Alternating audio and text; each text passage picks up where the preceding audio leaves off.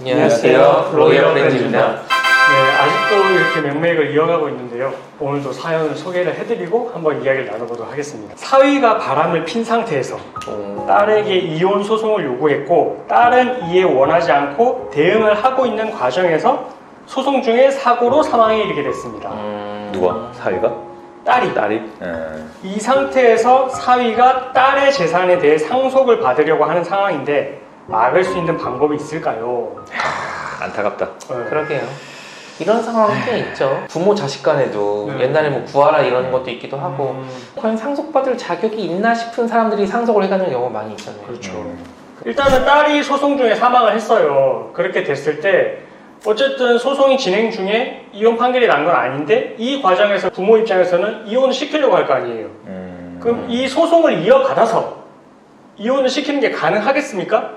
일반적인 소송이라면은 소송 수계라는 게 있거든요. 그렇죠. 그래서 수계 받아서 진행이 가능하지만 그렇죠. 이혼 같은 경우에는 안 되거든요, 이게. 그렇죠. 네. 이거는 이제 부부의 고유의 일신 전속권이기 때문에 수계가 불가능하고요. 그래서 소송 종료 선언을 하게 되고 어떻게 보면 이혼이 안 되는 거죠. 그렇죠. 네. 예를 들어서 딸이 남편을 상대로 손해배상을 청구하고 있었다.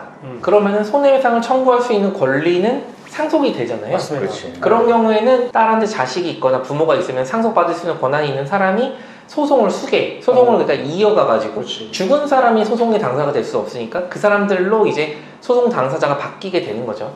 맞아요.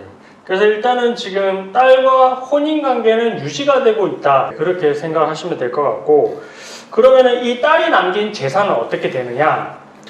일단은 배우자, 사위가 5할이 가산되죠. 그렇지. 1.5. 네, 1.5. 그 다음에 부모는 어쨌든 직계 존속이니까 또 이제 1.5 대 1의 비율로 상속이 가능해요. 심지어 또 배우자니까 더 가져가. 그렇지. 그러면 이랬을 때 사위의 재산 상속을 막을 수 있는 방법이 있는가? 이 부분이 오늘 영상의 하이라이트인 것 같거든요. 까놓고 말씀드리면 없어요. 없지. 네, 법이 그런 게 없어요. 이 사위가 상속을 포기하겠습니다 라고 하지 않는 이상은 불가능하고, 당연히 바람도 핀 그런 개쓰레기 놈이면 이미 아나무인식으로 소송이 먼저 들어왔잖아. 지금 말해놓고 그 상황에서 돈까지 든다면 낼름 먹고 그냥 끝내겠지. 그렇지. 그래서 상속 포기를 하지 않는 이상은 일단은 상속을 받아가게 되는데, 그럼 뭐 상속 재산 분할을 하는 과정에서도 뭐 상속 포기를 한번 이야기를 해볼 수 있고, 거기서도 안 한다라고 하면은 상속 결격자가 되는 경우도 있어요. 근데 그거는 좀 사유가 한정적이에요. 상속을 받을 그런 자격이 있는 사람이 피상속인을 사례를 했을 때, 뭐 이런 경우에 한해서 가능한 건데, 이 사안은 사고로 사망했기 때문에 또 그것도 아니에요. 상속 결격자도 아니거든요. 그래서 현실적으로 상속을 받아가는 걸 막을 수 있는 방법은 없고, 그러면 적어도 이제 상속 부지라도 조금 줄여보자. 이렇게 이제 해서 생각을 할 수 있는 게 기여분 심판 청구. 기여분을 주장을 해서 인정이 되면 기여분을 일단 먼저 빼놓고 그렇지. 나머지만 상속 재산으로 봐서 1.5 대 1로 이렇게 가져가게 되거든요. 그럼 조금 이제 가져가는 게 줄어들 수는 있겠죠. 하지만 얘가 받아간다 그래도 어쩔 수 없어. 그렇지. 슬프지 이게. 그러니까. 그래서 그렇게 해야 될 것 같고, 마지막으로 부모가 이 사위를 상대로 위자료 청구 소송이 가능하겠냐?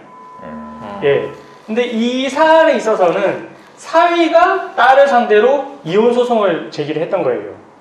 그러니까 딸이 혼인 관계를 유지를 계속 하려고 했고, 그래서 위자료 청구 같은 경우도 당연히 안 했죠. 왜냐하면 이혼을 원치 않았으니까. 그렇기 때문에 부모 입장에서도 딸이 사위를 상대로 위자료 청구를 하지 않고 사망에 이르렀기 때문에 부모도 사위를 상대로 청구를 할 수가 없어요.